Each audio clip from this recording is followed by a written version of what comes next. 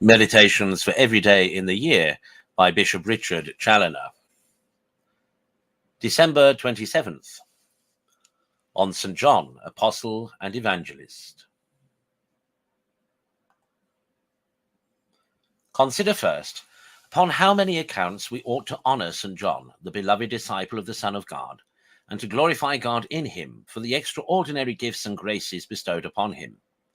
He was called in his youth, whilst he was as yet innocent and pure, to follow our Lord Jesus, and he readily obeyed his call and left both his parents and all things else for the sake of Christ.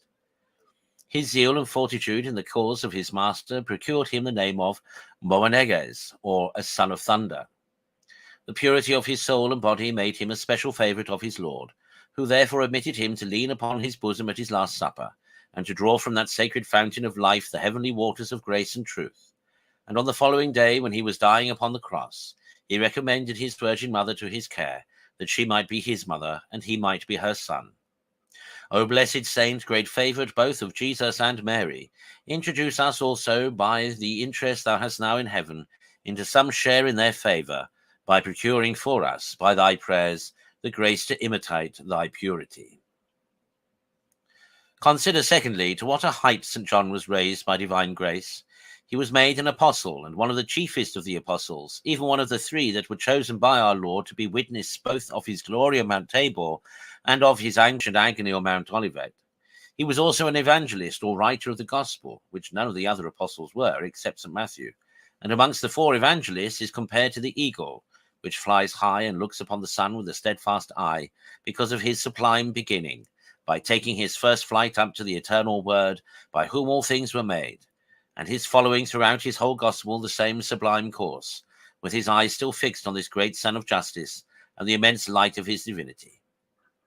St. John was also a martyr, by drinking of the chalice of his Lord, as he had foretold him, by a long course of sufferings, and by being at length sentenced to death by the tyrant Domitian, and cast into a vessel of boiling oil, from whence he was delivered by an evident miracle.